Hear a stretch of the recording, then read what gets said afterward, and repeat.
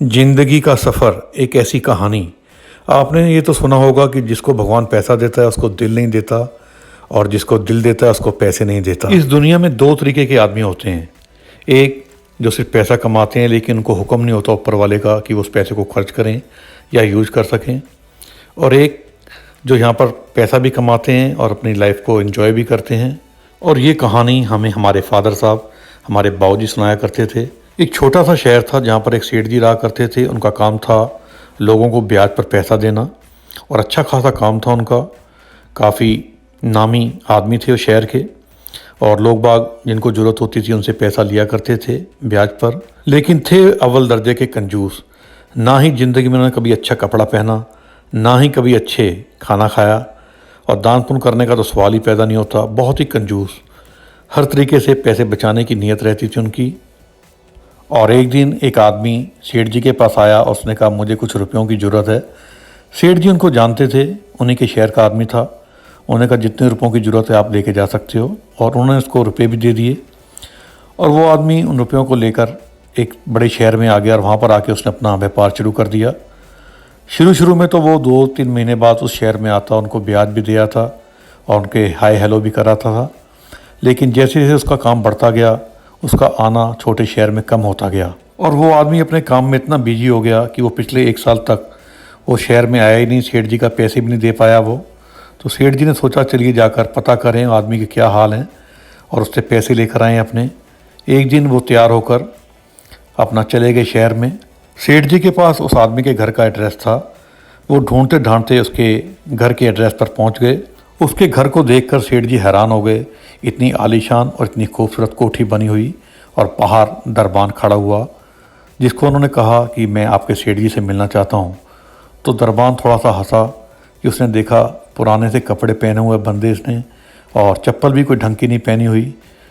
लेकिन सेठ जी ने उसको बार बार रिक्वेस्ट की कि प्लीज़ आप जाकर अंदर कह दो कि शहर से सेठ जी आए हैं तो वो समझ जाएंगे।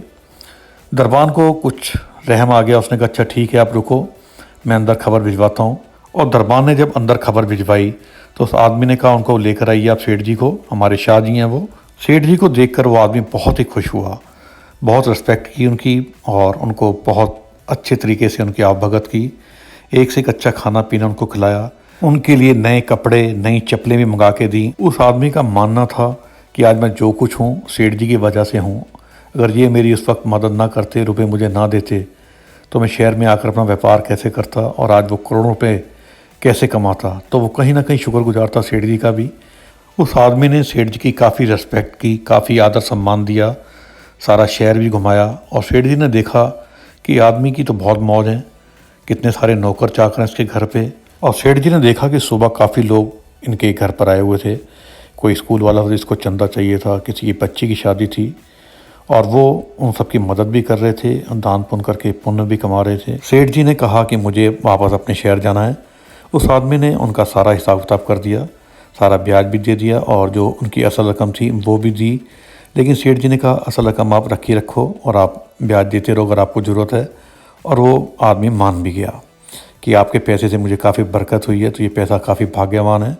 उसने उस पैसे को रख लिया, और काफ़ी कोशिश की कि सेठ जी और 2-4 दिन यहाँ पर रुकें, उनकी मैं सेवा करूँ। लेकिन सेठ जी ने कहा नहीं मुझे वापस जाना है। उस आदमी ने अपने ड्राइवर को बुलाया और कहा सेठ जी को उनके शहर पर छोड़ कर आओ, और बहुत ही प्यार के साथ उनको विदा किया।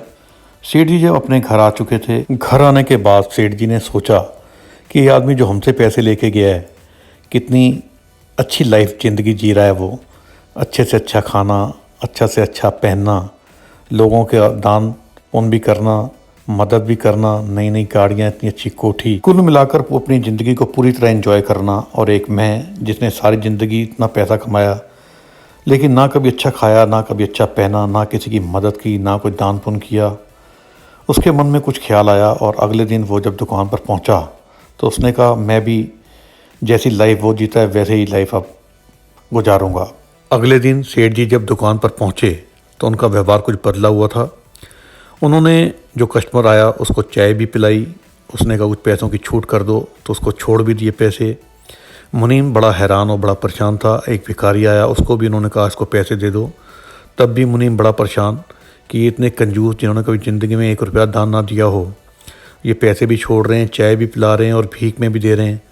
तो वो बड़ा परेशान हुआ और हैरान हुआ। जब उसके बच्चे आए सेठ जी के शॉप पर तो उन्होंने कहा आपके फादर पागल हो गए हैं, किसी को पैसे छोड़ रहे हैं, किसी को चाय पिला रहे हैं और भिखारी को पैसे दे रहे हैं। सेठ जी के बच्चे भी काफ़ी हैरान हो, परेशान। मुनीम ने भी कहा कि सेठ जी का दिमाग ख़राब हो गया है। उन्होंने उसको हाथ पैर बांध कर उनके घर ले गए, कमरे में बंद कर दिया। सेठ जी कंजूस जरूर थे लेकिन भगवान को मानने वाले थे। रात भर वो यही सोचते रहे और सुबह के जब 4 बजे भगवान से मानने वाले थे, लो लगी, तो उन्होंने पूछा कि मेरा कसूर क्या है। तो वहाँ से आवाज़ आई कि तेरा काम यहाँ सिर्फ पैसे इकट्ठे करना है, खर्च करने का आपको हुक्म नहीं है। सेठ जी समझ चुके थे कि मेरा काम यहाँ पर पैसे इकट्ठे करना है, खर्च करना नहीं। उन्होंने अपने घर वालों को आवाज़ लगाई कि आप मुझे खोल दो, मैं ठीक हो गया हूँ। दोस्तों, आपको ये कहानी कैसी लगी कमेंट्स करके ज़रूर बताइएगा। और कनाडा कंट्री के बारे में कोई जानकारी चाहिए तो आप हमसे संपर्क कर सकते हैं। फ्री गाइडेंस है हमारी। इंडिया के 8:30 बजे के बाद कभी भी कॉल कर सकते हैं आप हमको व्हाट्सएप पर। पूरा प्रयास करेंगे कि आपके सवालों का जवाब ज़रूर दें और ऐसी खूबसूरत वीडियो आपके लिए लाते रहें। सामने देख सकते हैं बिखरी पड़ी है बिल्कुल चांदी की तरह ये स्नो।